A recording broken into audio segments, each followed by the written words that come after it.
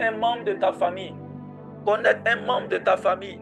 Connaître un membre de ta famille. Dis Seigneur, ce soir, que tu ne passes pas sans visiter cette personne. Que ta parole ne soit pas proclamée sans que tu ne visites ma famille. Alors que cette parole sera entendue et résonnera dans ma maison. Que toute ma maison, que l'atmosphère de ta présence règne dans ma maison. Que l'atmosphère de la prospérité rentre dans ma maison. Alors que ma maison sera en train d'entendre que toute ma famille soit libérée de cet esprit. Je déclare et je décrète dans la famille loi. Je déclare et je décrète dans ma famille. Alors que ces paroles seront en train d'être annoncées, nous sommes maintenant libérés, nous sommes maintenant délivrés, nous sommes maintenant affranchis. Et je déclare que tous les membres de ma famille ne quitteront point ce monde sans avoir manifesté ce pourquoi ils ont été annoncés. Je déclare que nous allons réaliser pleinement et totalement le projet de Dieu nous concernant. Je déclare que ni la mort, ni la vie, ni les anges, ni les démons ne pourront nous empêcher d'entrer pleinement dans l'accomplissement de notre destinée. Au nom puissant de Jésus. Prie le Seigneur. La Bible dit qu'il te sera fait selon ta foi. Ce que tu dis, c'est ce qui arrive. Ce que tu déclares, c'est ce qui se réalise. La Bible dit que ce que tu déclares avec foi, c'est ce qui se manifeste dans ta vie. Pendant que tu es en train de déclarer cela, les anges du Seigneur sont en train de te visiter, sont en train de visiter tes enfants, sont en train de visiter cette personne malade, sont en train de visiter ton foyer, sont en train de visiter ton travail, sont en train de visiter tes projets. Maintenant, cela est manifeste maintenant même au nom puissant de Jésus. Alléluia. Alléluia. Est-ce que tu peux dire Amen avec moi? Et nous allons commencer. Amen, Amen. Est-ce que tu peux dire Amen avec moi? Je n'entends pas ton Amen. Amen. Amen. Le thème de ce soir, Amen. Amen. Comprendre et vaincre l'esprit de non-accomplissement. Bien-aimés, ce soir, nous allons prêcher. Nous allons prendre le temps de prêcher. J'espère que tu as acheté tout ce que je t'ai demandé d'acheter. Parce que même si aujourd'hui, là, on n'a pas prié avec ça, demain, on va le faire. Mais aujourd'hui, je vais prendre le temps de proclamer la parole. Parce qu'on ne peut pas prier comme ça. Il faut prier à partir de la parole de Dieu. Il faut être enseigné afin que ta prière se fasse dans la connaissance. La Bible dit, on osait que mon peuple périt par manque de connaissance. Bien-aimé, tout n'est pas que prière, prière, prière. Mais il faut prier dans la connaissance de la parole de Dieu. Il faut prier dans la connaissance de ce Dieu. La Bible dit que Jésus va regarder une femme samaritaine et va dire à cette femme samaritaine, vous les Samaritains, vous adorez un Dieu que vous ne connaissez pas. Mais nous les Juifs, nous adorons un Dieu que nous connaissons. Bien-aimé, il est très important de se laisser enseigner par la parole de Dieu. Il y a certains chrétiens, dès qu'on commence à donner des enseignements, dès qu'on commence à prêcher la parole de Dieu, certains chrétiens attendent le temps où ça va commencer à chauffer d'après eux. Le temps où on va commencer à prendre autorité. Bien-aimé, si tu pries dans la méconnaissance de ton Dieu, tout ce que tu feras sera nul et non effet. Tu ne peux pas aller à Beraka et revenir à la maison et on va te demander comment Beraka s'est passé et puis tu vas dire que Beraka a chauffé, les gens sont tombés. Mais tu n'as rien compris de la vie. Ce que tu dois retenir lorsque tu vas à Beraka, c'est d'abord la parole de Dieu. Qu'est-ce que tu as compris de ce Dieu que tu désires adorer, de ce Dieu que tu célèbres? Lorsque tu vas à la messe, le plus important au-delà du salut au Saint-Sacrement, le plus important, c'est la parole de Dieu qui est prêchée. C'est la parole de Dieu. La Bible dit en Jean chapitre 1, au commencement était la parole. La parole était avec Dieu, la parole était Dieu et la parole s'est faite chair. Et à ceux qui l'ont reçue, cette parole a donné la capacité de devenir enfant de Dieu. Bien-aimé, si tu ne reçois pas la parole de Dieu, quelles que soient tes prières, tu vas prier dans la méconnaissance, dans l'ignorance. On va te dire brise, tu vas briser, mais tu ne sais pas pourquoi tu brises. On va te dire casse, tu vas casser, mais tu ne sais pas pourquoi tu casses. On va te dire vis une vie de sanctification, tu vas faire l'effort, mais tu ne sauras pas les clés de la sanctification. Voilà pourquoi l'enseignement est très important. Je vais dire à quelqu'un ce soir, recherche l'enseignement. Recherche à être enseigné. tu ne peux pas prendre ton temps pour bosser sur les trucs professionnels, pour avoir une réussite au niveau professionnel, mais ta spiritualité n'est pas stable. Alors que tout ce que tu bosses comme vie professionnelle et autres, tu vas laisser sur la terre. Le plus important, c'est l'héritage spirituel que tu vas léguer à tes enfants. Parce que tu peux beau travailler et quitter ce monde et donner des maisons à tes enfants, mais si tes enfants n'ont pas reçu une éducation exemplaire, une éducation selon la parole de Dieu, si tes enfants n'ont pas la crainte de Dieu, ce que tu as mis tant d'années à travailler pour laisser, en quelques mois, tes enfants vont dilapider. Voilà pourquoi toi-même, en tant que parent, en tant que mère de famille, en tant que père de famille, tu dois avoir une assise sur la parole de Dieu et dans la parole de Dieu. Alléluia. Le thème de ce soir, c'est comprendre et vaincre l'esprit de non-accomplissement. J'ai pris le temps de saisir ce que le Seigneur me donnait comme information, comme idée. C'est quoi le non-accomplissement? C'est quoi le non-accomplissement? Ce que nous devons savoir, c'est que la Bible dit dans le livre de Jérémie que depuis dans le sein de notre mère, le Seigneur nous connaissait. Le Seigneur a pris le soin de nous connaître quand on était encore dans le sein de notre mère. La Bible dit que les projets que Dieu a formulés pour nous ne sont point des projets de malheur, mais sont des projets de bonheur, afin de nous donner de l'avenir et de l'espérance. Je veux dire à quelqu'un en ce soir, tu as du prix aux yeux de Dieu. Je veux dire à quelqu'un en ce soir, tu es un projet de Dieu dans ta maison. Tu es un projet de Dieu dans ta famille. Tu es un projet de Dieu dans ta nation. Écoute, lorsque tu es venu au monde, tu es venu au monde avec une mission à accomplir. Tu es venu au monde avec un projet à accomplir. Ce projet même peut te dépasser. Voilà pourquoi la Bible dit que nous ne savons pas ce qu'il convient de demander. Parce qu'il n'y a que le Saint-Esprit qui connaît la volonté parfaite de Dieu pour nous et qui est capable de prier et d'intercéder pour nous. Toi-même, tu ne sais pas quel est le projet immense que Dieu a mis en toi avant que tu ne viennes sur cette terre. Je veux dire à quelqu'un en ce soir, ne te néglige pas. Tu as du prix aux yeux de Dieu. Peut-être aujourd'hui, ta situation peut être difficile. Peut-être que tu ne comprends pas les luttes qui se passent autour de toi. Mais je veux te dire, c'est parce que tu es un projet de Dieu et parce que tu as un projet à accomplir sur cette terre. Voilà pourquoi tu es combattu. La Bible dit qu'en toi, Dieu a mis un projet et un projet est fait pour se réaliser. Un projet est fait pour s'accomplir. Tant que le projet ne s'accomplit pas, tu ne pourras pas être une source de bénédiction pour ta génération. Et quand on parle d'accomplissement des projets de Dieu dans notre vie, il y a en face de l'accomplissement des projets de Dieu dans notre vie un esprit démoniaque, un esprit maléfique. Lui, il fait tout ce qui est contraire à la volonté de Dieu. De même que la volonté de Dieu veut que l'accomplissement de ces projets soit une évidence dans notre vie, de la même manière qu'en face des projets de Dieu, il y a un esprit qui s'appelle l'esprit de non-accomplissement qui travaille pour ne pas que les projets de bonheur, d'élévation, de bénédiction, ces projets de grâce que le Seigneur a mis en toi, que cela ne puisse pas se réaliser. Et cet esprit-là, on l'appelle l'esprit de non-accomplissement. L'esprit de non-accomplissement. Alléluia. Est-ce que tu peux me donner un amen? Amen. Amen. Bien-aimé, s'il te plaît, ne dors pas parce que le message de ce soir, c'est très important. C'est un message qui, j'en suis convaincu, va changer ta destinée. C'est un message qui va apporter quelque chose de plus dans ta vie. Bien-aimé, c'est un message qui va certainement te faire du bien ce soir. Parce que pendant que j'étais en train de préparer ce message, moi-même, cela m'a fait du bien.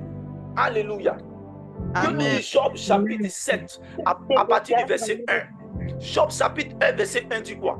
Le sort de l'homme sur la terre est celui d'un soldat, et ses jours sont ceux d'un mercenaire. Comme l'esclave soupire après l'ombre, comme l'ouvrier attend son salaire. Ainsi, j'ai pour partage des mois de douleur. J'ai pour mon lot des nuits de souffrance. Je veux dire à quelqu'un, la vie sur cette terre n'est pas une vie facile. Celui qui t'a dit que vivre sur la terre est une vie facile. T'as menti, oh. Pour faire des exploits avec Dieu, tu auras à combattre. Tu auras à te lever chaque matin avec une mentalité de soldat. Si tu n'as pas une mentalité de soldat, si tu n'as pas une mentalité de soldat, bien-aimé, ce sera difficile pour toi de réaliser et d'accomplir les projets de bonheur. Parce que sur cette terre, il y a un ennemi qu'on appelle le Dieu des destinées. Il y a une personne qu'on appelle le diable. La Bible dit que le diable est venu pour dérober, pour tuer et pour égorger. Tu n'es pas seul sur la terre. Éphésiens chapitre 6 dit, nous n'avons pas à lutter contre la chair. Quand Paul nous dit que nous n'avons pas à lutter contre la chair, ça veut dire que sur la terre, nous serons chaque jour en train de mener des luttes et des combats. Des combats pour l'accomplissement des projets de Dieu dans notre vie. Je vais d'abord que, dès l'introduction de mon message, que tu prennes conscience que sur cette terre, pour la réussite de tes enfants, pour l'élévation, pour ta santé, il y a des combats que tu auras à mener. Et ces combats-là sont à la fois dans le monde naturel comme dans le monde surnaturel. Tu ne peux pas seulement combattre dans le monde naturel et négliger le monde surnaturel. Et tu ne peux pas aussi combattre dans le monde surnaturel et négliger le monde naturel. Ce combat que toi et moi nous avons à mener chaque jour de notre vie sont des combats qui se réalisent dans les deux dimensions. Alléluia. Elodie, Didier, est-ce qu'on peut désactiver votre micro? Pardonnez, non, c'est comme ça. Tant que je n'ai pas dit d'activer les micros, s'il vous plaît, n'activez pas. La Bible dit que lorsque Dieu va susciter son serviteur Moïse, et Moïse va partir en Égypte, délivrer le peuple d'Israël de la captivité égyptienne, de la main de Pharaon. La Bible dit que pendant qu'ils étaient en train de partir, le peuple d'Israël, le peuple de l'Égypte va se lever et va attaquer Israël. Et Dieu va délivrer Israël. Mais Israël pensait que c'était la fin de la souffrance, c'était la fin des combats. Mais la Bible dit que sur la route, Israël va rencontrer un autre peuple qu'on va appeler les Amalécites. La Bible dit que lorsque Israël va rencontrer ce peuple-là, pendant que Moïse était sur la montagne en train de prier, son fils spirituel, Josué, il était en bas, en train de mener le combat. La Bible dit que quand les mains de Moïse se lèvent, Josué en bas remportait la victoire. Mais dès que les mains de Moïse s'abaissent, Israël est en train d'être battu par les Amalécites. Ce symbole, cette guerre que le Seigneur était en train de nous montrer, le Seigneur est en train de nous révéler que le combat est fait à deux dimensions. À deux dimensions. Mais ce qui me plaît dans ce combat, c'est que la Bible dit que nous sommes plus que vainqueurs par celui qui nous a aimés. Non, tu n'as pas dit un amen. Pendant que tu dis un amen, je déclare que tu es victorieux de tes combats de chaque jour. Je déclare que le nom de Jésus te donne la victoire. Je déclare que le sang de Jésus qui a ruisselé sur la croix te donne d'entrer dans l'accomplissement des projets de Dieu te concernant et concernant les membres de ta famille. Pendant que tu me dis un amen, je commande maintenant à tout esprit de non-accomplissement dans la maison de ton père, dans la maison de ta mère, qui travaille contre le non-accomplissement des projets de l'Éternel te concernant. Que ces esprits maintenant quittent complètement ta vie et ton environnement au nom de Jésus. Alléluia. L'esprit de non-accomplissement. Vous devez savoir que l'esprit de non-accomplissement travaille avec plusieurs esprits pour emmener le non-accomplissement de notre vie. Alléluia. L'esprit de non-accomplissement travaille et a avec lui plusieurs autres esprits qu'il envoie dans la vie des enfants de Dieu, dans la vie des hommes sur la terre, afin que le projet de Dieu les concernant ne puisse pas se réaliser. Et ces esprits, le premier esprit que travaille avec le non-accomplissement, on appelle l'esprit de retard. L'esprit de retard. À part l'esprit de retard, nous avons l'esprit de limitation. Nous avons également l'esprit d'échec. Et nous avons également ce qu'on appelle l'esprit de mort, qui est le plus dangereux. qui travaille avec l'esprit de non-accomplissement pour ne pas que les projets de l'Éternel puissent se réaliser pleinement. Bien-aimés, si vous partez dans le cimetière de votre commune, vous allez vous en rendre compte qu'il y a beaucoup, malheureusement, qui ont quitté ce monde sans avoir réalisé pleinement ce pourquoi Dieu a voulu que tu sois sur cette terre. Voilà pourquoi on appelle ce type de mort la mort prématurée, la mort précoce. Je déclare sur ta vie, sur ma vie, sur la vie des membres de ta famille, sur la vie des membres de ma famille, que aucune personne ne quittera ce monde de manière prématurée, ne quittera ce monde de manière précoce. Je déclare que nous allons accomplir totalement et pleinement les projets de l'Éternel nous concernant. Au nom de Jésus. C'est quoi le retard? Le retard, c'est un esprit qui est libéré dans la vie d'une personne et qui fait que dans la vie de ce dernier-là, toutes les choses peuvent arriver à s'accomplir, mais de manière retardée. L'esprit de retard, c'est un esprit qui travaille dans la vie de certaines personnes, dont le but, non pas de ne pas accomplir les projets de Dieu, mais quand bien même l'accomplissement arrive, c'est de manière retardée. C'est-à-dire quoi? C'est-à-dire une personne, par exemple, toi, le signe que dans ta vie, il y a un esprit de retard qui est manifesté, c'est que à chaque fois que tu fais des rêves, couramment, quand tu fais des rêves, tu te retrouves au village, tu te retrouves encore sur les bancs de l'école, tu te retrouves encore dans la maison que vous avez abandonnée il y a de cela combien d'années, tu te retrouves dans ton ancien quartier. Toutes les fois où tu fais des rêves, bien aimé, où un projet veut se réaliser dans ta vie, où tu sens que tu veux rentrer dans une certaine grâce, automatiquement tu fais un rêve où tu te retrouves dans ta vie passée et le projet échoue ou prend du temps à se réaliser.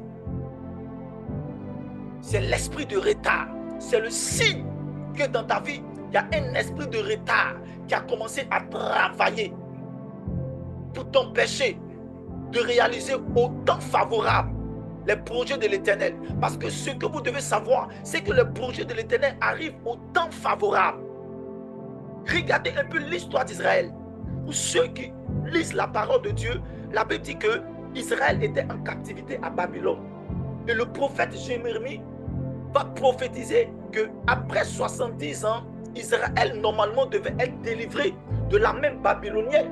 Mais la Bible dit que Daniel, serviteur de Dieu, va regarder les Écritures, il va examiner le temps et il va se rendre compte que les 70 ans de captivité normalement étaient terminés et qu'aujourd'hui, dans la période où il se trouvait, Israël normalement devait être délivré de la même babylonienne.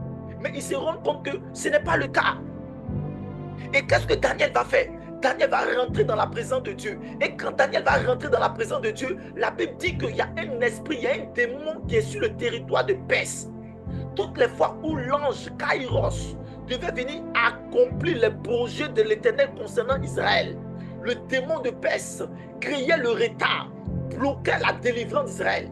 Il y a certains démons qui travaillent dans nos familles, qui sont positionnés dans les airs, qui sont positionnés dans les eaux, qui sont positionnés dans les forêts sacrées et qui ont pour objectif de combattre les sens de nos destinées, les sens qui doivent nous faire entrer dans le kairos de Dieu nous concernant. Alléluia. Raison pour laquelle moi, serviteur Arnaud Noir, j'ai décidé d'appeler mon premier enfant Marie-Gabrielle Kairos. Parce que selon ce que je veux que le Seigneur puisse accomplir dans ma vie, j'ai donné le nom Kairos à mon enfant pour dire à Dieu que cet enfant qui arrive dans ma maison, que cet enfant que tu permets qu'il rentre dans ma destinée, que ce soit l'enfant de mon Kairos, que ce soit l'enfant de mon temps favorable, quand l'enfant viendra dans ma maison, que ce que tu avais prévu en son temps se réalise, que la venue de cet enfant vienne avec les projets de l'Éternel dans le temps Kairos de Dieu. Je ne veux pas un esprit de retard. Je ne veux pas que l'accomplissement soit retardé. Voilà pourquoi je décide d'appeler mon enfant Kairos.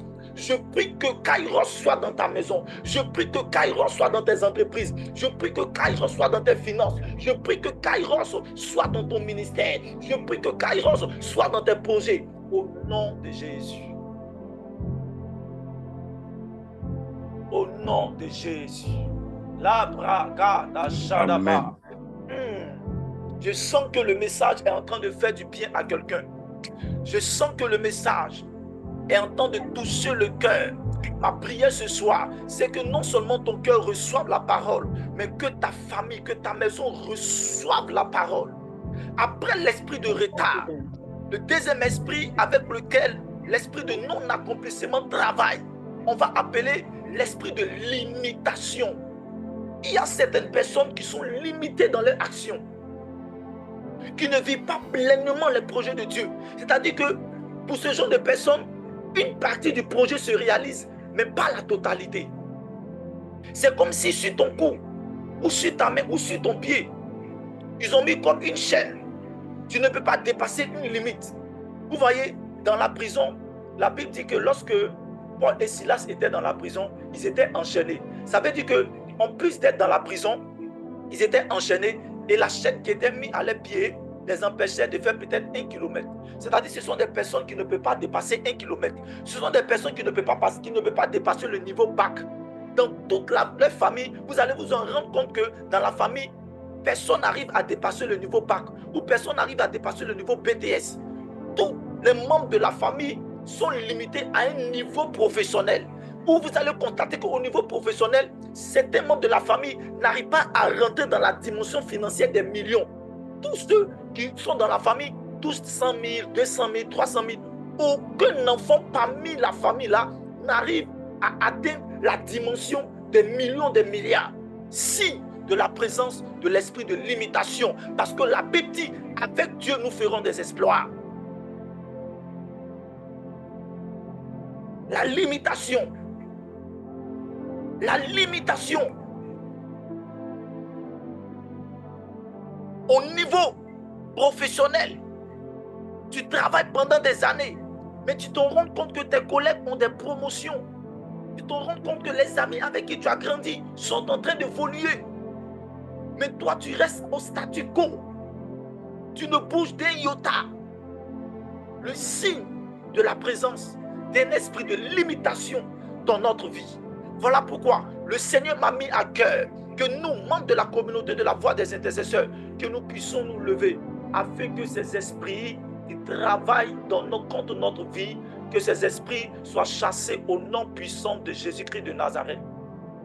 Le troisième esprit avec lequel l'esprit de non-accomplissement travaille, c'est ce qu'on appelle l'esprit de chèque.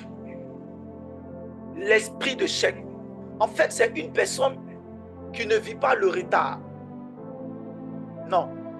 C'est-à-dire que les choses ne viennent pas d'une manière retardée. C'est-à-dire que ce n'est pas quelqu'un qui... Vous voyez, pendant que je suis en train de parler, il y a une personne qui est connectée. Toi, les claques d'examen, là, tu ne passes jamais une fois et puis ça marche. Toutes les claques d'examen que tu as eu à faire, là, tu as eu à faire plus de une tentative. Tu es là, tu m'écoutes. Il y a un membre de ta famille également qui est chez toi à la maison. Les examens que tu as eu à faire, il faut forcément que tu le fasses 2 ou 3 fois. Il faut forcément que tu fasses 2 ou 3 fois. Ce n'est pas normal.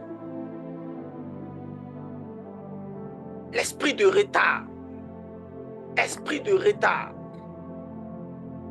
L'esprit de chèque se manifeste comment? Ce sont des personnes qui ne font qu'échouer dans leur vie. Vous voyez, la plupart des... Vous allez voir qu'il y a certaines personnes qui se suicident là. C'est à cause de l'échec. Il y a aussi l'échec qui est la base. Dès que tu rencontres quelqu'un aujourd'hui, la personne est sur le point de te marier, automatiquement la personne marie une autre personne ou la personne t'abandonne. Dès que tu sens qu'il y a une opportunité qui est sur le point d'arriver et que tu as l'impression que ta vie va commencer à changer, automatiquement, tu t'en rends compte que l'échec refait surface et commence à détruire ce que tu as mis des années à s'aimer. Lorsque tu es sur le point de moissonner tes semences, automatiquement l'esprit d'échec arrive et vole. Le dévoreur arrive et avale tes semences. Nous avons parlé de Gédéon il y a de cela quelques jours. Et nous avons dit que dans la maison du père de Gédéon, il y avait un autel. Il y avait un autel et Gédéon ne savait pas et Israël ne savait pas. Et toutes les fois qu'Israël s'aimait, lorsqu'il arrivait le temps de la moisson, la Bible dit que les Madianites arrivaient et prenaient tout ce qui était moisson à Israël.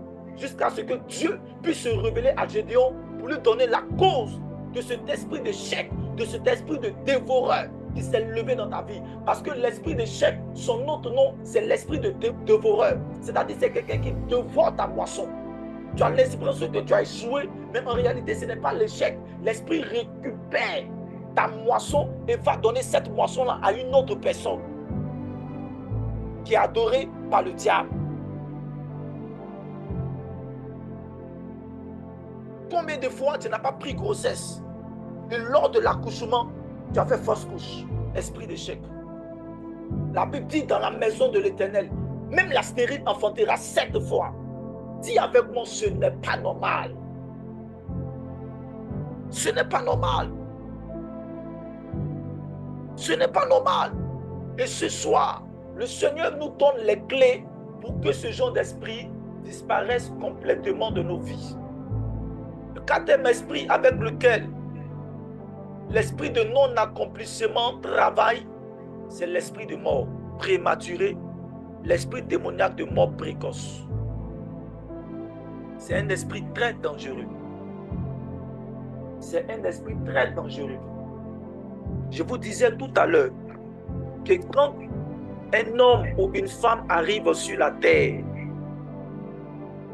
cette femme arrive avec un projet de Dieu pour qu'elle soit une bénédiction pour toute une génération. Et vous allez constater cela même avec Jésus. La Bible dit que lorsque Jésus est venu sur la terre, il est né sur la terre, il était encore nouveau-né. Et son étoile va commencer à briller. Et les rois mages vont voir son étoile et vont aller raconter cela à Hérode pour dire que où est le roi des Juifs qui est en train de naître, qui est né.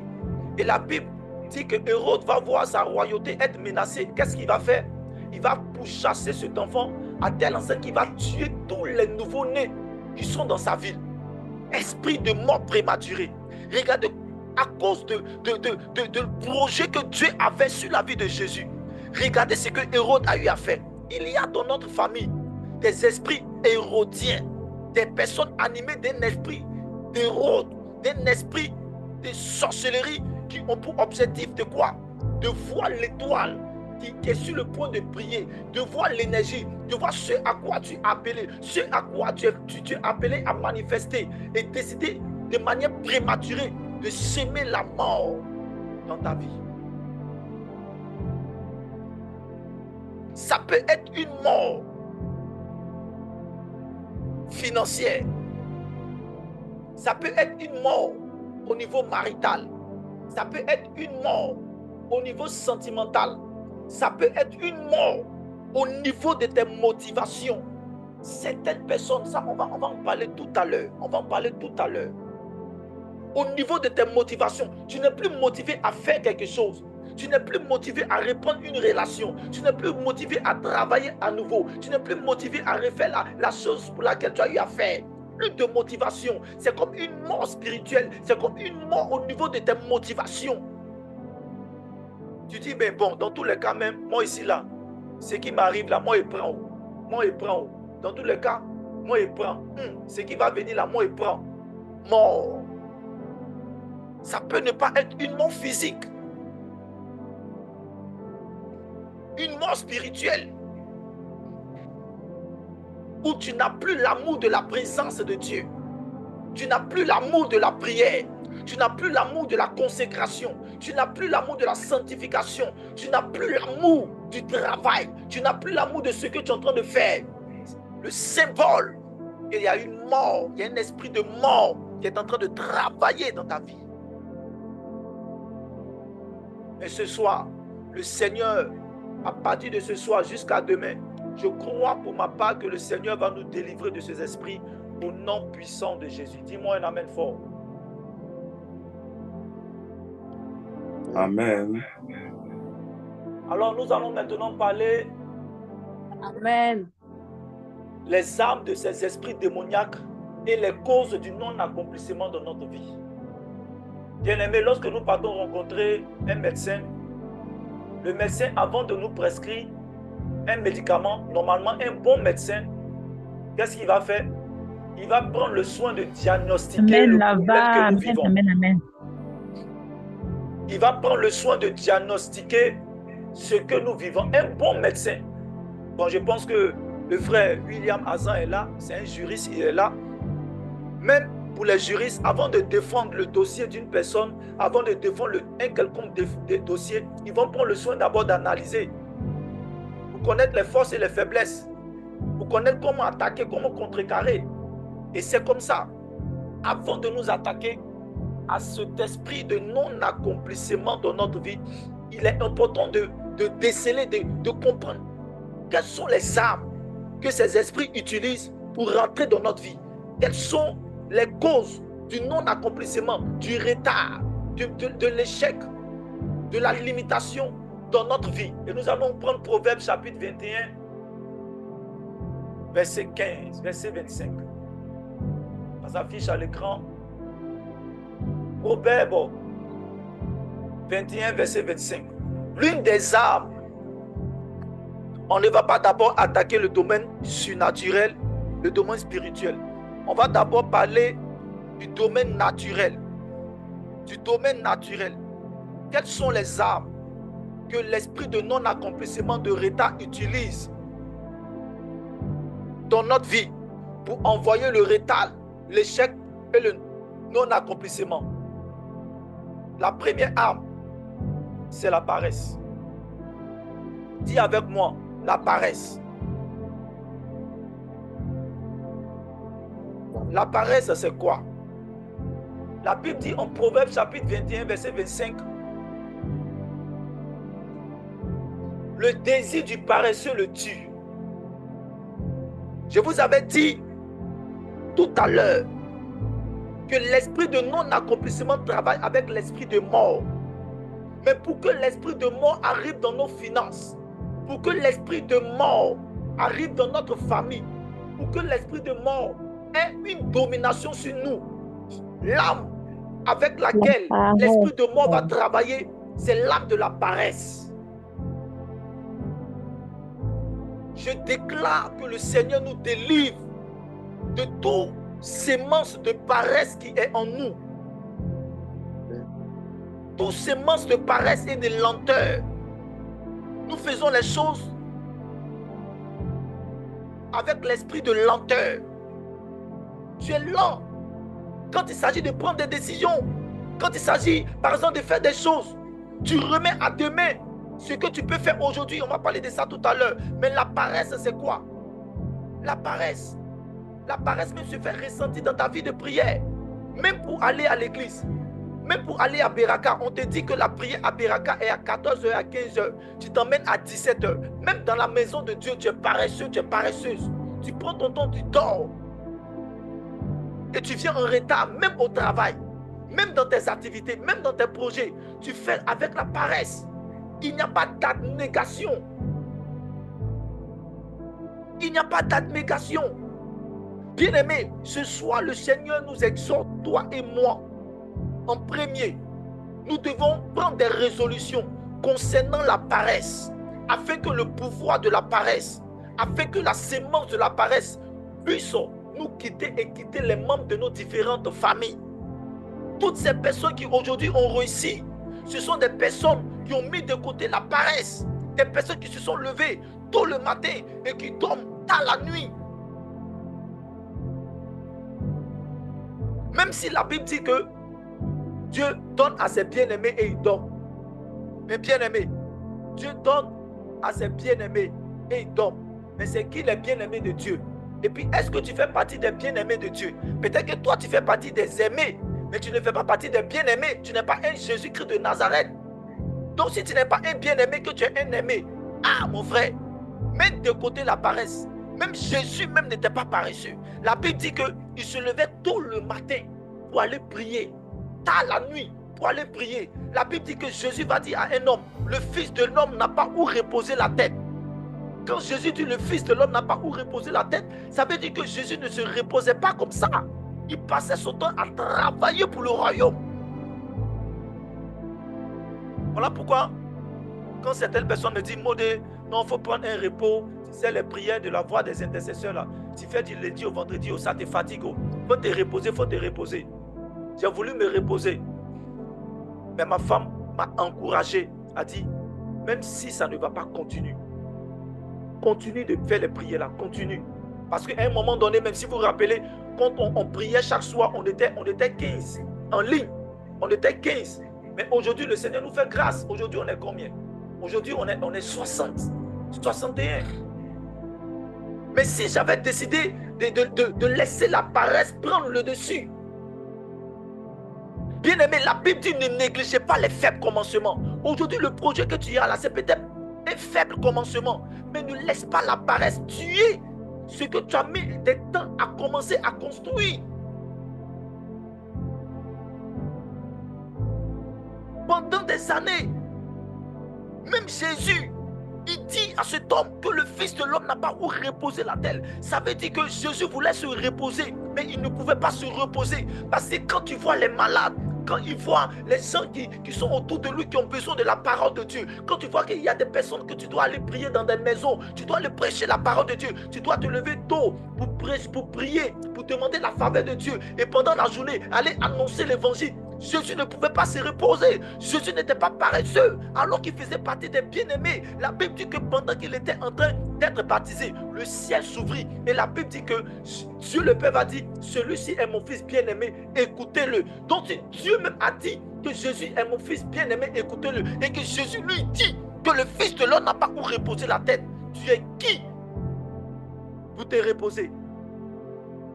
Tant que ton projet ne s'est pas accompli, tant que la vision que Dieu t'a donnée ne s'est pas accomplie, frère et soeur, travaille. Tant que tu as la force, tant que tu es jeune, travaille. N'attends pas de vieillir, parce que ça sera trop tard. Jésus dit, pendant qu'il est encore jour, nous devons travailler. Parce que quand la nuit arrive, on ne peut plus travailler. C'est un symbole, c'est une parabole. C'est une parabole. Jésus est en train de dire, tant que tu en vis, tant que tu vois la lumière de la journée, travaille. Parce qu'à un moment donné, tes yeux vont se fermer, tu vas voir le noir, tu vas quitter ce monde, tu n'auras plus le temps de travailler, c'est déjà fini. Frères et sœurs, que la paresse quitte notre maison. Proverbe chapitre 21, verset 25 dit, les désirs du paresseux le tuent parce que ses mains refusent de travailler. La mort financière, est-ce que cette mort professionnelle, cette mort spirituelle, cette mort sentimentale, cette mort dans ton foyer n'est pas la cause de l'âme de la paresse que l'esprit de mort a utilisé pour envoyer dans ta vie la mort?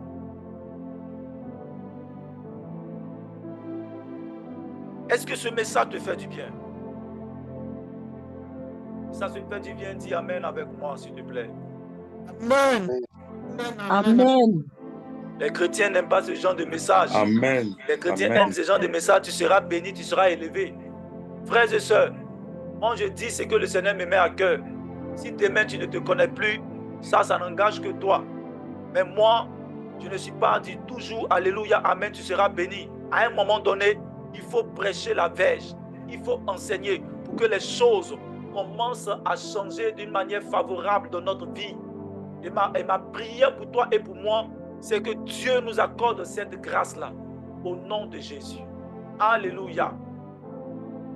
La deuxième arme, parce qu'il est l'heure, sinon il y a plusieurs versets. Il y a Proverbe chapitre 19, verset 15, qui nous parle également de la paresse et de la lenteur. Mais nous allons laisser cela. Tu peux noter ça, Proverbe chapitre 19, verset 15. Après, tu pourras lire Proverbe chapitre 19, verset 15, qui nous parle également de la paresse. La deuxième arme que l'ennemi utilise, j'ai déjà prêché une fois là-dessus ici, c'est la timidité. La timidité. La timidité. La Bible dit en 2 Timothée chapitre 1 verset 7 à 8. Regardez ce qui est affiché. Car ce n'est pas un esprit de timidité que Dieu nous a donné, mais un esprit de force, d'amour et de sagesse. N'aie-t-on pas honte de témoigner? N'aie-t-on pas honte? N'aie pas peur. La timidité n'est pas de Dieu. La timidité, c'est une arme que l'esprit de non-accomplissement utilise dans la vie des enfants de Dieu pour les empêcher de réussir, pour les empêcher d'avancer, pour créer le retard dans leur vie professionnelle. Tu es timide, tu as peur. Il y a une de mes filles qui est connectée, elle m'a envoyé un message, je sais qu'elle est là. Voilà, j'ai vu son nom tout à l'heure, elle est connectée, ma fille qui est en France. Que Dieu te bénisse. Elle est connectée, elle dit vraiment, berger, Modé, je vais te parler d'un problème. Voilà. On me dit que je suis timide, voilà. Je ne vais pas rentrer dans les détails. Et je lui ai dit, ma fille, c'est que le message de ce soir-là, il faut te connecter parce que ce message-là, ça te concerne également. C'est un signe que ce que Dieu a mis dans mon cœur là, ça te concerne aussi. La timidité. Il y a certaines personnes qui ont des talents, qui ont des potentiels, des potentialités plutôt, qui ont une intelligence hors pair. Mais souvenez-vous de la parabole des talents que nous avons prêché ici. Celui qui avait un talent, qu'est-ce qu'il va dire à son maître? Il va dire à son maître que j'avais peur. Voilà pourquoi j'ai pris un talent pour aller enterrer. Et son maître va dire, mauvais serviteur. Même le peu que tu as, on va t'arracher. Est-ce que tu sais que la timidité, la peur là, que l'ennemi fait entrer dans ta vie, c'est dans le but de t'arracher quelque chose. C'est dans le but de faire en sorte que ce que Dieu t'a donné là, que tu ne puisses pas les fructifier. Parce que tout ce qui va venir dans ta vie là, ça va venir sous la forme d'une sémence. Ça, c'est ce que le Seigneur m'a dit. Écoutez bien ce qu'il dit. Tout ce qui va venir dans ce monde, même Jésus même là, il n'est pas venu grand. Pourquoi? Parce que dans le livre de la Genèse, l'une des choses qui a fait que Adam et Ève ont échoué, c'est parce que Adam et Ève sont venus sur la terre, ils étaient déjà grands. Mais regardez, Jésus a reçu son ministère parce qu'il est venu en étant enfant. La Bible dit qu'il est venu sur la forme d'une sémence de la parole que Marie a accueillie dans son sein. Et la parole s'est faite chair. Et il est devenu quoi? Un nouveau-né. Donc tout ce qui vient grand, c'est-à-dire qu'on ne sait pas comment le gars là il a fait. Aujourd'hui il est devenu bishop. C'est-à-dire du matin au soir, il commence à traîner du monde. Il y a un problème. Ce n'est pas de Dieu. Généralement, ce qui vient de Dieu, ça vient sous la forme d'une sémence. Et Dieu maintenant, avec les capacités qu'il te donne, tu travailles avec, tu mets de côté la paresse, tu mets de côté tout ce que nous allons voir tout à l'heure. Tu commences à travailler dans la discipline, dans le courage. Et tu vois que la petite sémence que Dieu t'a donnée, que tu as mis à terre, chaque jour tu viens arroser. Chaque jour tu viens arroser. C'est comme un planteur, c'est comme le semeur. Il vient, il sème en terre. Et aujourd'hui, il vient arroser. Demain, il vient arroser. La petite sémence, ça devient un arbre. Voilà ce qui vient de Dieu. Ils étaient 100 et quelques dans la maison, dans la chambre haute, au Cénacle. La Bible dit qu'ils ont prié pendant des jours avant que la puissance du Saint-Esprit ne descende et que Pierre puisse prêcher pour qu'une multitude de personnes soient converties. Bien-aimés, les choses ne viennent pas du jour au lendemain en même temps grand. Avant que Dieu puisse te donner les grandes choses, il va d'abord jauger ta robustesse, ta fidélité, ton obéissance, ton courage. Il va d'abord jauger ça dans les petites choses. Si dans les petites choses tu n'es pas fidèle, Dieu ne pourra pas te donner de grandes choses. Voilà pourquoi lorsque le découragement, on va voir le découragement tout à l'heure, a failli me prendre par rapport à la communauté de la voix des intercesseurs où j'ai voulu arrêter. Il y a une voix venant de Dieu à travers ma femme qui m'a dit n'arrête pas. Car le Fils de l'homme n'a pas où reposer la tête. Je veux dire à quelqu'un ce soir, ne laisse pas la timidité cacher le potentiel que Dieu a mis en toi. Tout à l'heure, après, nous allons donner comment vaincre le non-accomplissement. Comment vaincre? Souffrez qu'aujourd'hui on déborde un peu sur le temps. On va parler tout à l'heure de comment vaincre la timidité. Mais ce que tu dois savoir, c'est que Dieu est en toi, ma fille. Dieu est en toi, mon fils. Dieu est en toi, mon frère, ma soeur. Maman, Dieu est en toi. Le Saint-Esprit est en toi. La Bible dit que celui qui est avec nous est plus fort que celui qui est dans le monde. Lorsqu'il y a des projets, lorsqu'il y a des défis qui sont en face de toi, dis-toi toujours que celui qui est moi est plus fort et me donnera le courage d'avancer. La Bible dit qu'aucune épreuve ne vient dans notre vie sans que Dieu nous ait donné la capacité de surmonter. Dieu ne permettra pas que quelque chose arrive dans ta vie sans t'avoir donné la force et la capacité de surmonter. Lorsque l'ange de Dieu est venu rencontrer Gédéon, il a dit à Gédéon, vaillant guerrier. Qu'est-ce que Gédéon a dit? Gédéon a dit quoi? Gédéon a dit, comment tu peux m'appeler vaillant guerrier?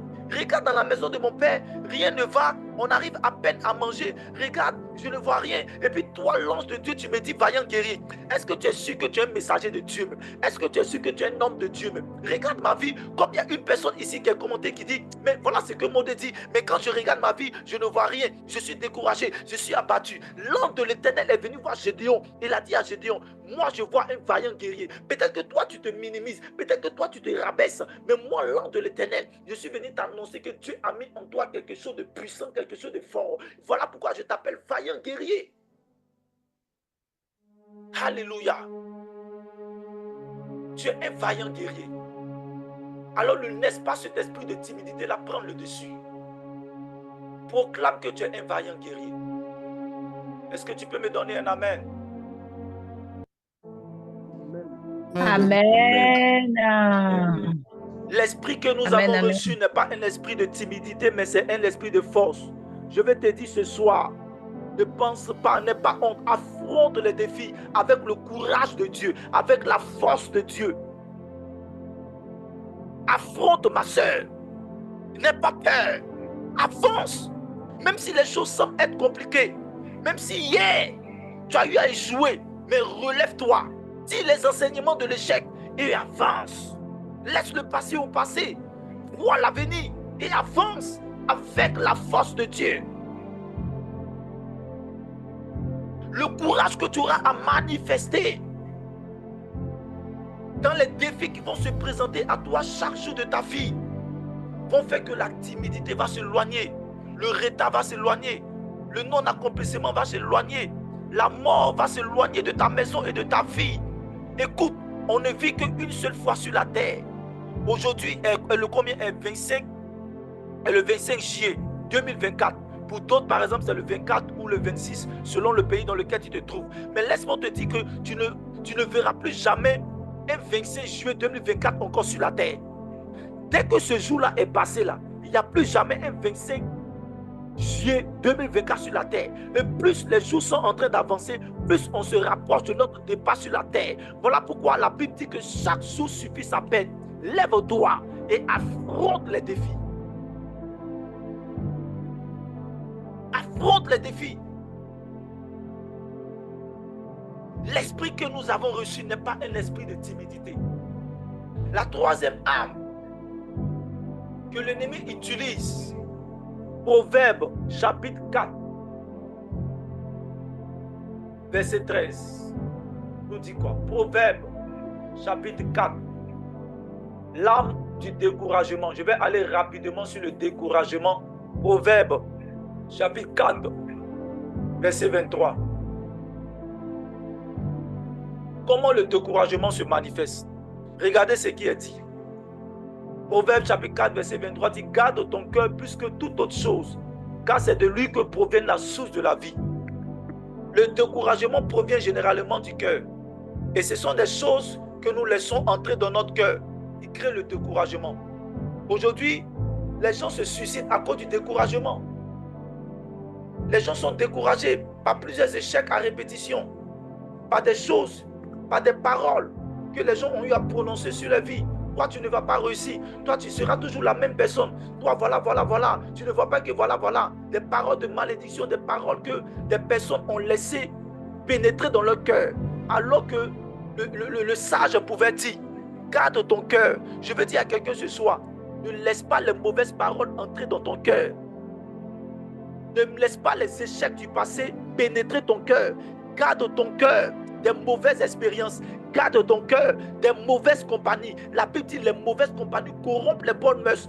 Marche avec des personnes qui vont te booster. Marche avec des personnes qui vont t'encourager. Marche avec des personnes qui vont te motiver. Marche avec des personnes qui ont la même vision que toi. Jésus qui est le bien-aimé de Dieu. La Bible dit il est venu sur la terre et il s'est choisi 12 apôtres. Il n'a pas marché avec tout le monde. Il a marché avec des personnes à qui il a enseigné sa vision. Et ces personnes ont épousé sa vision. Ces personnes l'ont motivé. Toutes ces personnes qui sont autour de toi pour te décourager, toutes ces paroles, toutes ces choses que tu laisses entrer dans ton cœur là, ça crée le découragement et ça t'empêche d'avancer. Ça t'empêche d'avancer. Frères et sœurs, le découragement est une arme dangereuse que l'ennemi utilise contre les enfants de Dieu, contre les chrétiens que nous sommes. Voilà pourquoi il est important pour nous de dire non à cet esprit-là dans notre vie. Je vais dire à quelqu'un qui est découragé, parce que tout à l'heure, j'avais vu un message quand j'étais en train de saluer. Dès le début de mon message, il y a une personne qui disait « Je suis découragé ». C'est un esprit de non-accomplissement que tu ne dois pas laisser gagner ton cœur. Je veux dire à cette personne-là, tu as laissé ton cœur être rempli de cet esprit-là. Et si tu ne travailles pas pour que le découragement sorte de ta vie, écoute-moi, le non-accomplissement, le retard, l'échec, la mort risque de prendre le contrôle de ta vie.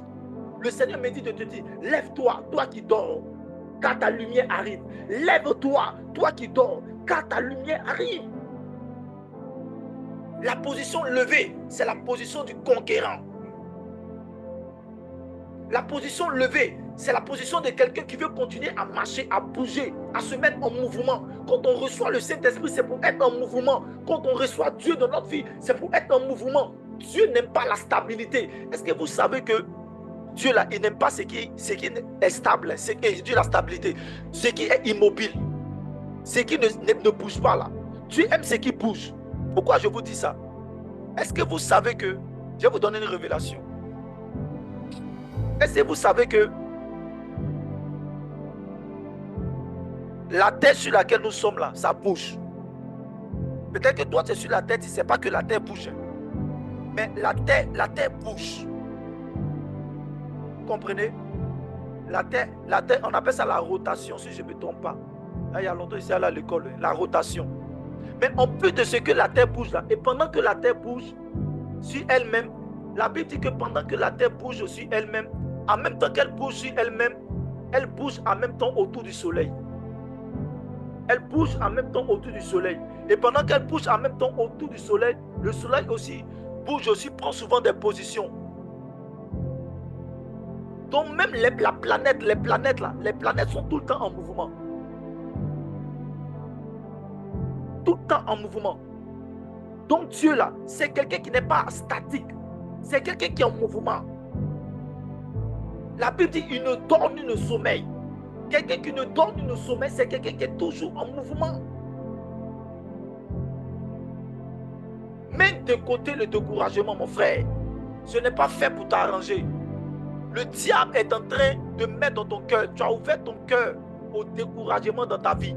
Et si tu ouvres ton cœur au découragement dans ta vie, bien aimé, le découragement va pénétrer et va créer le non-accomplissement. Le Seigneur me dit de te dire, prends autorité ce soir, pendant que je suis en train de te parler, et dis aujourd'hui, je prends la ferme de résolution d'enlever de mon cœur le découragement, d'enlever de mon cœur la timidité, d'enlever de ma vie la paresse. La quatrième arme que l'esprit de non-accomplissement utilise, c'est ce qu'on appelle la procrastination. La procrastination. Pendant que j'étais en train de méditer sur cet enseignement-là, le Seigneur m'a beaucoup parlé de la procrastination, mais je vais essayer de résumer cela pour ne pas que ça prenne trop de temps. Je vais essayer de résumer cela. La procrastination, c'est le fait de remettre à demain ce qu'on peut faire aujourd'hui.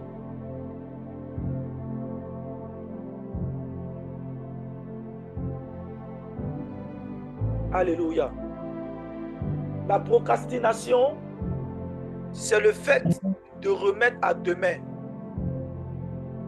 ce qu'on doit faire aujourd'hui. Matthieu chapitre 6 dit, chaque jour suffit sa peine. Ne t'inquiète pas du lendemain, car le lendemain aura soin de lui-même. Mais toi, aujourd'hui, là, fais ce que tu as à faire aujourd'hui. Ne t'inquiète pas si demain, tu vas manger. Si demain, on va te payer. Si demain, le projet que tu es en train de faire là va marcher. Si demain, voilà. Parce que généralement, on est découragé parce qu'on pense à demain. On vit la procrastination parce qu'on est toujours à demain. Est-ce que ce qui s'est passé hier, là, ça va se passer demain? Est-ce que ce n'est pas la même chose là qui va arriver demain? La procrastination. Remettre à demain ce qu'on doit faire aujourd'hui. Et généralement, toutes ces personnes qui ont des projets et ont des visions et qui voient le non-accomplissement arriver dans leur vie sont des personnes qui n'ont pas d'emploi du temps pour la réalisation du projet, n'ont pas de tâches à pratiquer chaque jour, n'ont pas d'emploi du temps, n'ont pas d'agenda. Moi, avant, vous devez savoir qu'avant, là, avant, je me disais, mais pourquoi les hommes de Dieu ont des secrétaires là même? Ça, c'est pour faire malin. C'est comme ça que je disais, comme il n'était pas encore modérateur là, que Dieu me pardonne pour cette pensée que j'ai eue. Que Dieu me pardonne. Je disais, non, mais les hommes de Dieu, ils ont fait quoi avec protocole, avec secrétaire? Vous voyez? Mais je sais que quand il était en train de penser ainsi là, Dieu, il était là, il me regardait, il disait, mon fils là même, il ne sait pas ce qu'il attend, quoi. Jusqu'à ce qu'aujourd'hui, moi-même, j'ai une secrétaire. J'espère que ma fille Marilyn, elle est connectée. Jusqu'à ce que le Seigneur me fasse la grâce de mettre quelqu'un qui va se charger de faire mes agendas par rapport aux missions. Parce que je dois le prêcher dans des coins. Chaque soir, je dois prêcher. Je dois le prier dans des familles. Je dois le prier. J'ai tellement de trucs. Donc moi seul, je ne peux pas.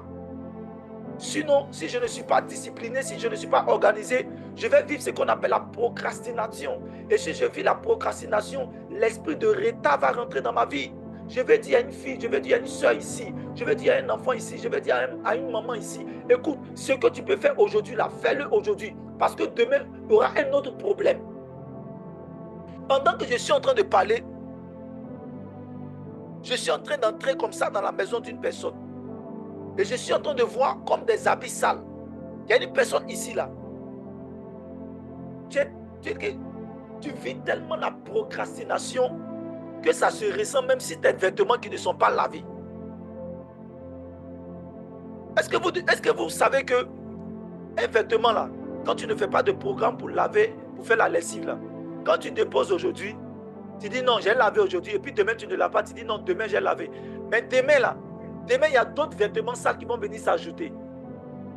Quand demain encore tu remets à demain, après-demain aussi, il y a cette réalité. D'autres habits sales vont venir encore s'ajouter. Et quand ça va venir s'ajouter là, quand tu vas voir que le nombre va devenir plus grand, tu vas maintenant faire quoi? La paresse va commencer à prendre le dessus. Et ça sera difficile pour toi de laver tes habits. Je veux dire à quelqu'un ici là, pardon, il faut laver tes habits. Pardon, il faut laver tes habits. Tu es paresseuse en ce qui concerne tes habits. Il faut laver tes habits. Même si c'est pour laver 2 habits par jour, 2 habits chaque 2 jours. Mais tu ne peux pas vivre dans une maison, dans ta chambre, et puis il y a beaucoup d'habits sales. Je vous ai dit, je vous ai parlé ici de là où on dort. Je vous ai déjà donné l'enseignement. Je vous ai dit que là où on dort, là où tu dors, là, dans ta maison dans laquelle tu te trouves, là, il faut que les choses soient organisées. Avant que tu ne pas dormir, il faut réorganiser les choses. Parce qu'au cours de la journée, tu peux mettre les choses à gauche, à droite parce que tu es pressé. Mais avant de dormir, prends le temps de remettre les choses en ordre. C'est aussi ça. La bénédiction. Parce que c'est pendant que tu dors que l'heure de la bénédiction arrive. Frères et sœurs, sors de la procrastination. Sors de la procrastination. Alléluia. Si tu dors, il faut te tenir debout. Amen, amen, amen, amen. Si quelqu'un dort, il faut te tenir debout. Parce que le message là, c'est très important. Ça va te faire du bien. Ça va faire du bien à quelqu'un ce soir.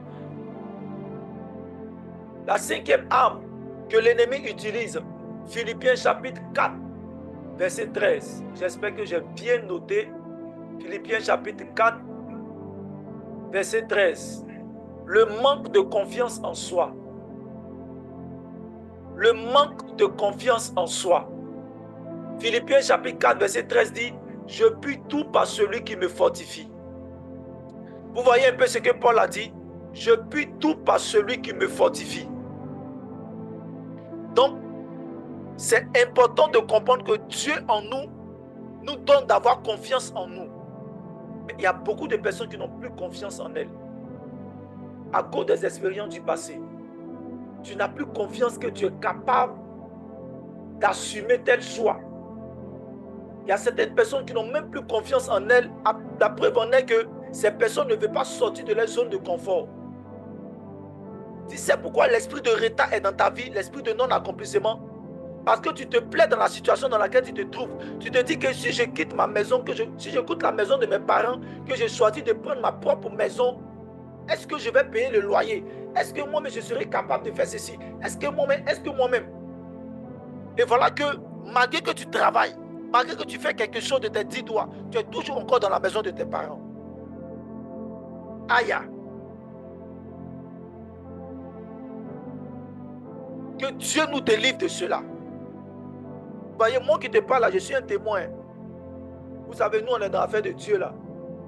Souvent on fait les petits business, mais on est plus concentré sur les affaires de Dieu. Et mes frères et sœurs, tout le monde avait quitté la maison. Même mon petit frère avait quitté la maison. Et j'étais seul avec ma maman. Parce que j'avais une mission d'intercéder pour la délivrance de ma famille. Et quand j'ai fini, Dieu s'est révélé à moi à travers une prière.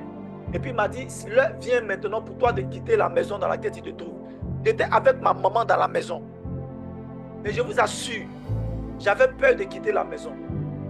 J'avais peur parce que j'avais, on appelle ça le complexe d'infériorité.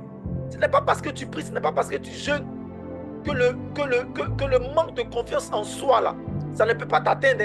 Malgré que moi, j'étais encore berger, je n'étais pas modérateur. J'étais encore responsable de l'étoile du matin. J'avais le manque de confiance en moi. Je ne voulais pas quitter ma mère. Pendant que j'étais en cheminement avec une fille. Mais tant que je ne quittais pas ma maison, je ne pouvais pas bénéficier de beaucoup de choses. Le Seigneur m'a ordonné de quitter. Mais je résistais à la parole de Dieu. Parce que nous, là, on a fait des hommes de Dieu. Là. Nous, là, on vit la plupart du temps des offrandes, des dîmes, de beaucoup de choses, des dons. Vous comprenez? Donc, ce n'est pas facile. Donc, moi, je suis dans l'affaire de Dieu, là. Et puis, c'est compliqué. Mais le Seigneur me dit de quitter ma maison, de quitter ma mère, de quitter la maison familiale. Et j'ai commencé à me poser plusieurs questions. Est-ce que je vais pouvoir payer mon loyer? Est-ce que je vais pouvoir payer ma maison? Est-ce que? Et quand Dieu m'a délivré, quand Dieu m'a visité à travers une prédication que j'ai entendue, bien aimé, ce n'était pas une prière qui m'a délivré, c'est une prédication que j'ai entendue. Et quand j'ai entendu la prédication, j'ai pris une décision, une prise de conscience. Je veux dire à quelqu'un que si tu ne fais pas une prise de conscience, si tu ne prends pas une décision, malgré tes prières, les choses ne vont pas changer. Il te faut une décision. La Bible dit que Dieu va dire que j'ai mis devant toi la vie et la mort. Mais choisis la vie. Il te faut faire un choix. Il te faut prendre une décision. J'ai pris la décision de quitter ma maman. Quand je suis allé voir ma maman et je lui ai dit là, ma maman m'a dit, mais toi, tu es dans l'affaire de Dieu là, tu ne travailles pas où? Mais qui va payer ton loyer? Comment ça va se passer? J'ai dit, même ma mère me décourageait. Ma grande soeur qui est à l'étranger, pareil. Elle m'appelle, elle dit, hey Anno, bon, c'est là s'il faut partir. Mais nous, on sait que bon, va. On sait que si ça ne va pas là, il faut revenir à la maison. Donc, la plupart de mes frères et sœurs pensaient que quand j'allais quitter la maison, j'allais revenir. C'était la mentalité de mes frères et sœurs.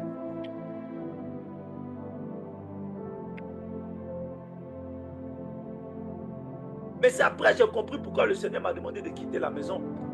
Parce que tant que tu es dans la maison dans laquelle tu te trouves là, tu te dis que tu ne payes pas le loyer. Tu te dis que tu ne payes pas truc. Donc, comme tu ne payes pas le loyer, Tu seras victime de la paresse parce que tu as dit que tu ne payes pas le loyer. Tu seras victime de la procrastination, remettre à demain ce que tu peux faire aujourd'hui. Mais quand tu quittes la maison de tes parents, que tu prends ta propre maison, quand tu sais que tu as le loyer à payer chaque jour, chaque mois, quand tu sais que il y a les factures d'électricité, les factures d'eau, tu dois te déplacer. Il n'y a plus à faire de demander à tes parents. Frères et sœurs, tu veux pas, tu vas te lever pour t'activer. Tu vas te lever pour travailler. Tu vas te lever.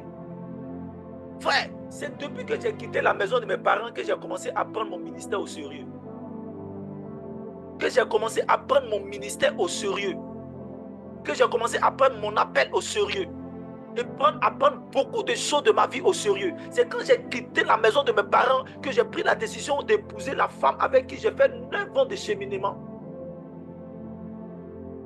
Tant que tu ne sors pas de ta zone de confort, tu ne pourras pas faire des exploits avec Dieu.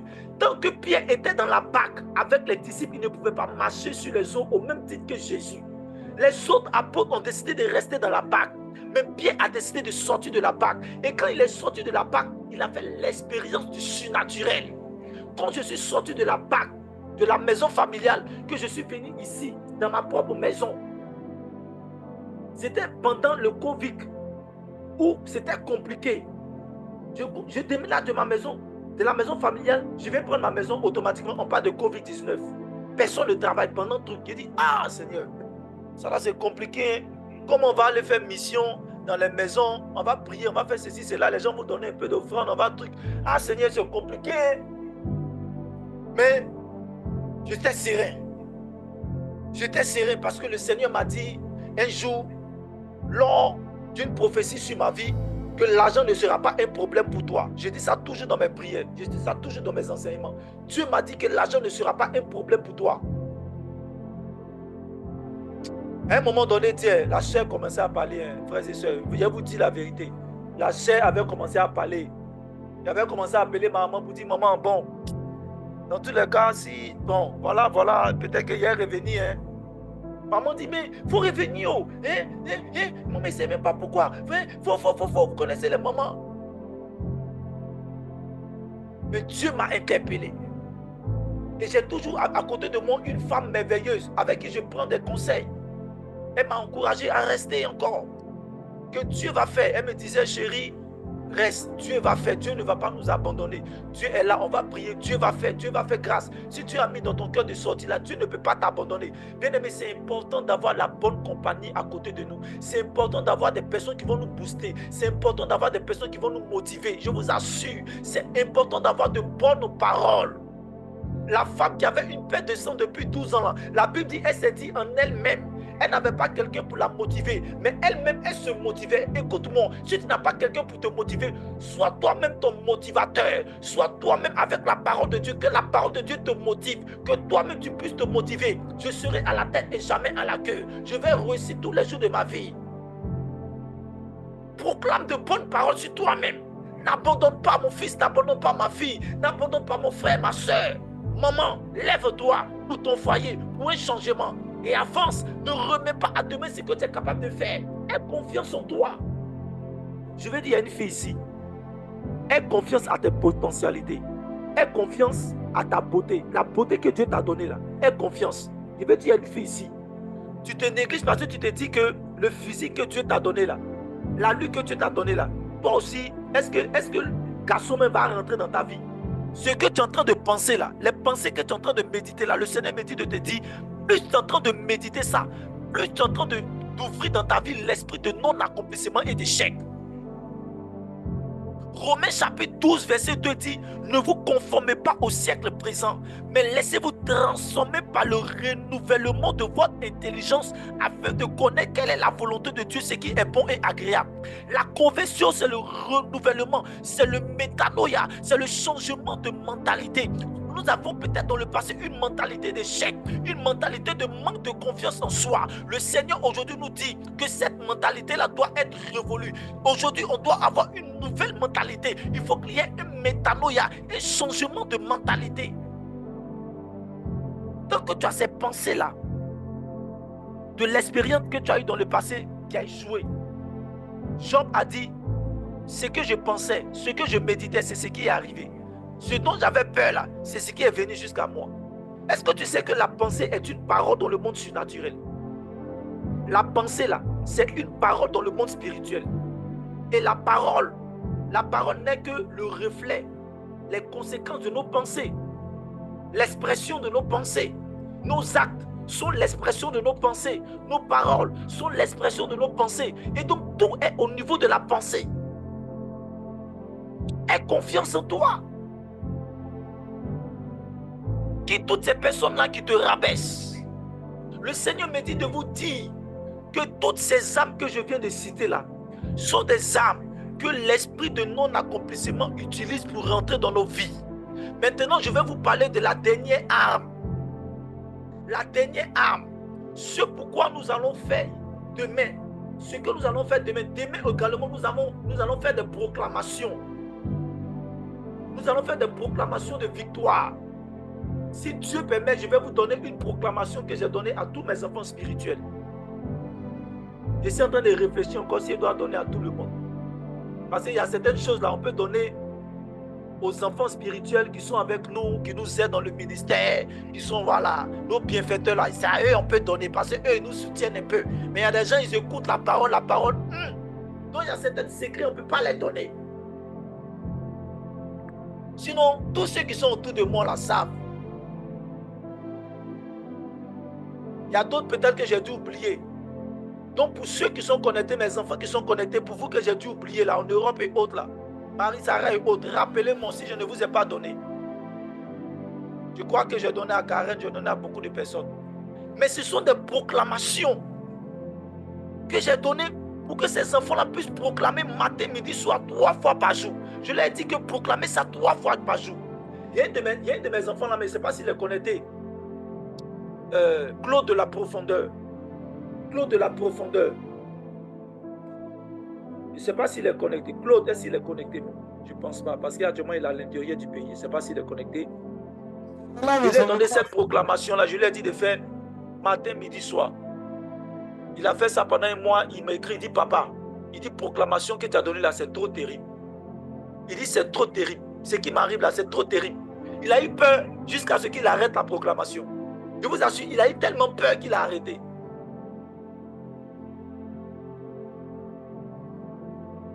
Donc, il faut intercéder le soir là. Si le Seigneur me met à cœur de partager, il va partager ça. Parce que c'est très important. Tout est au niveau de la pensée. Tout est au niveau de la pensée.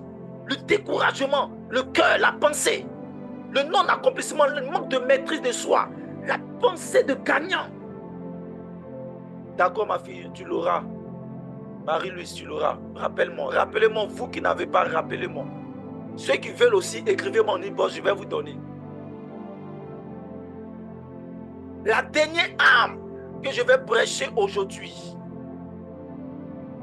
que l'ennemi utilise pour envoyer dans notre vie le non-accomplissement, le retard, l'échec, la limitation et ses dérivés, c'est le péché. C'est le péché. Je veux dire à quelqu'un que le péché, la Bible dit que la main de l'Éternel n'est pas sur courte pour nous venir en aide. Mais ce sont nos péchés qui créent une barrière entre lui et nous. Je veux dire à quelqu'un, sors du péché. Sors du péché. Sors de la fornication. Sors de la masturbation. Convertis-toi. Baptise-toi au nom du Père, du Fils et du Saint-Esprit. Donne ta vie à Jésus. Si tu n'as pas encore donné ta vie à Jésus, s'il te plaît, donne ta vie à Jésus. Demande la grâce de la sanctification. Demande la grâce de l'obéissance à la parole de Dieu. Les péchés de consultation de marabout que nous avons fait dans le passé, des autels démoniaques que nos parents ont eu à dresser, les liens, les adorations sataniques, tout cela crée une limitation. Et c'est pour ça que demain nous allons prier. Demain, s'il te plaît, demain est vendredi.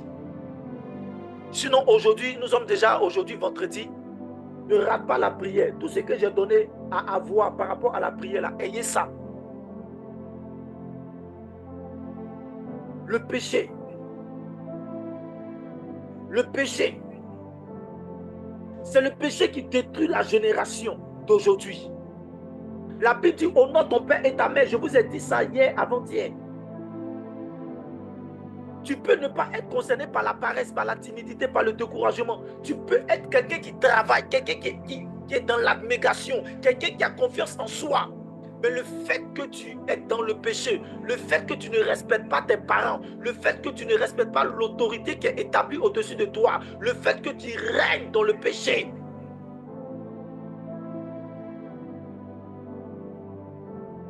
vont te séparer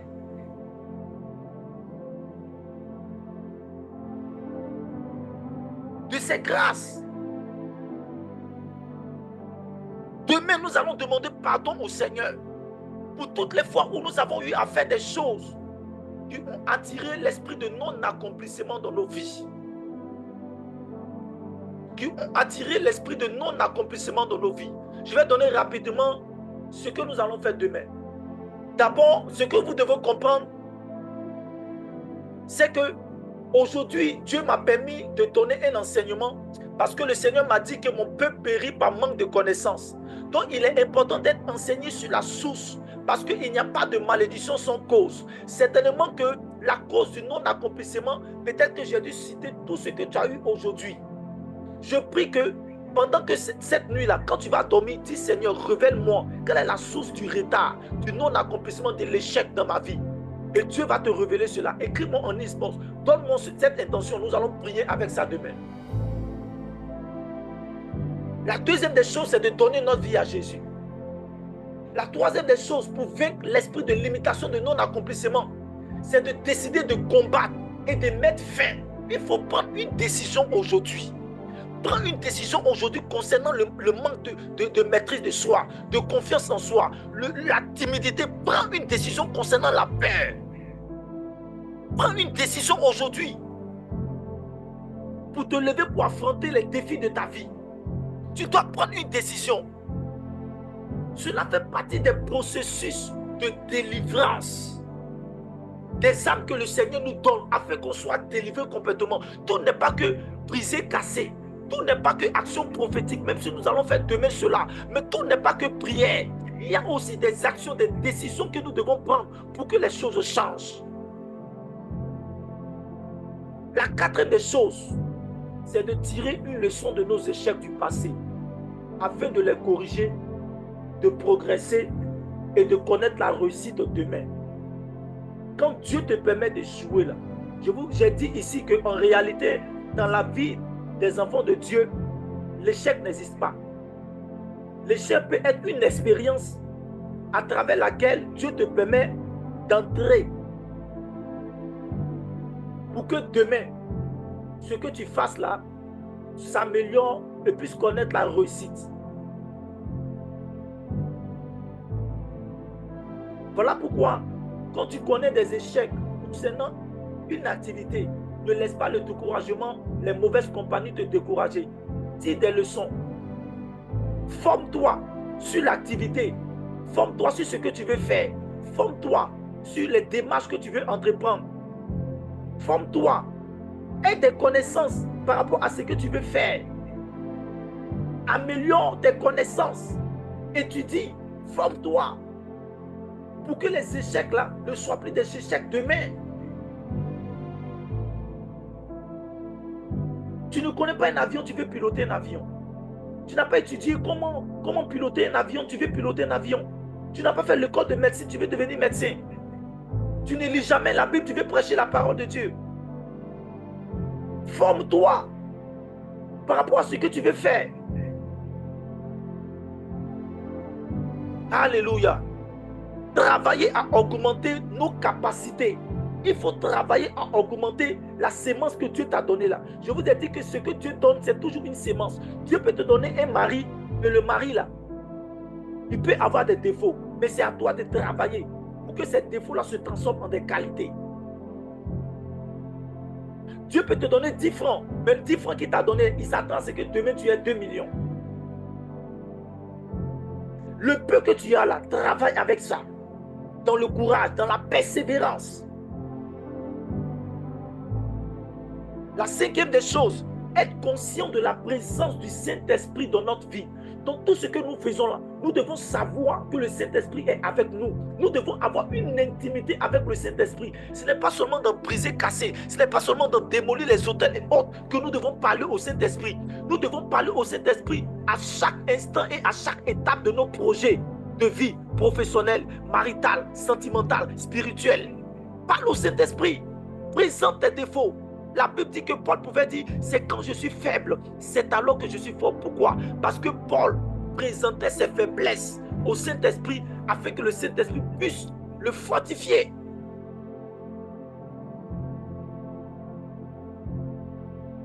La sixième des choses, c'est de proclamer de bonnes paroles sur nous-mêmes.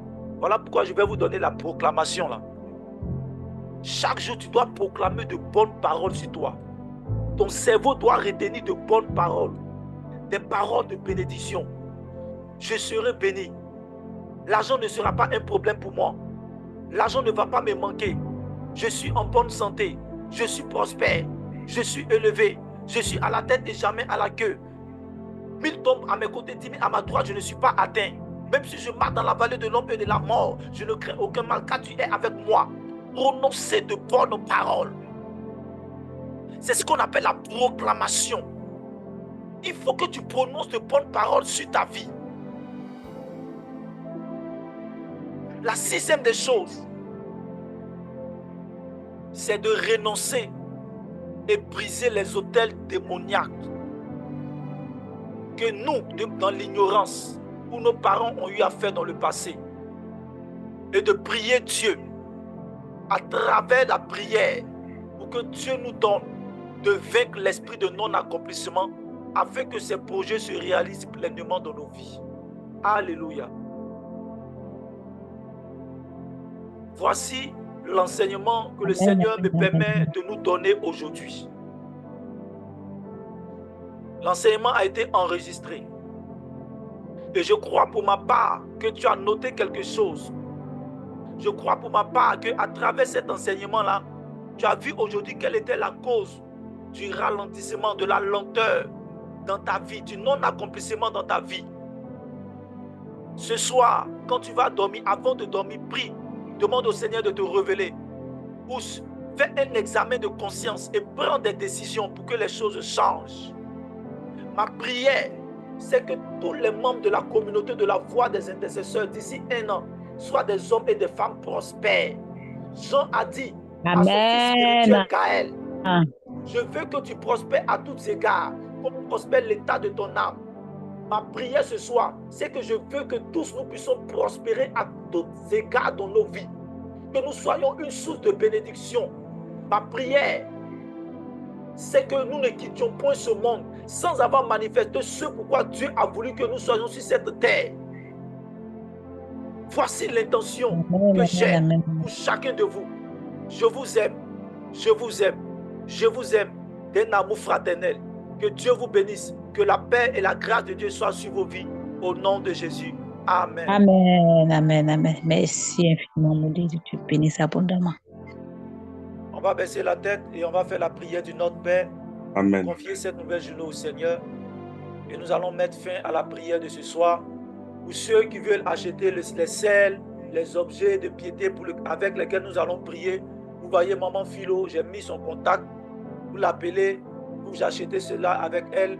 Les sels j'aime, les sels de mer et autres, vous achetez cela. Et nous allons faire la prière demain. Demain, c'est spécial prière. Il n'y a pas prédication. Spéciale prière. Connecte-toi tôt. Du début à la fin, on est dedans. On est dedans. Ok.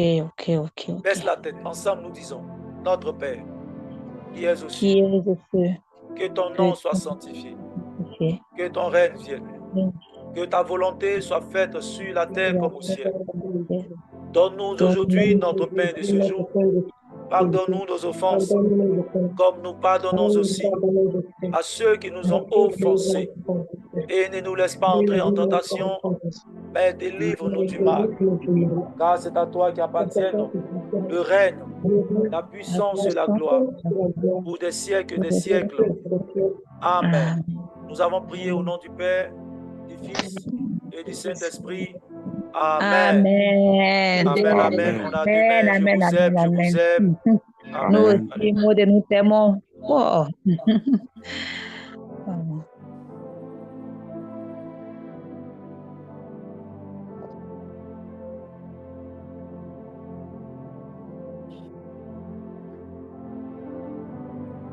Il a dit qu'il fallait ton nom. Il faut l'écrire en PV. Ici. Comment tu laisses ton PV?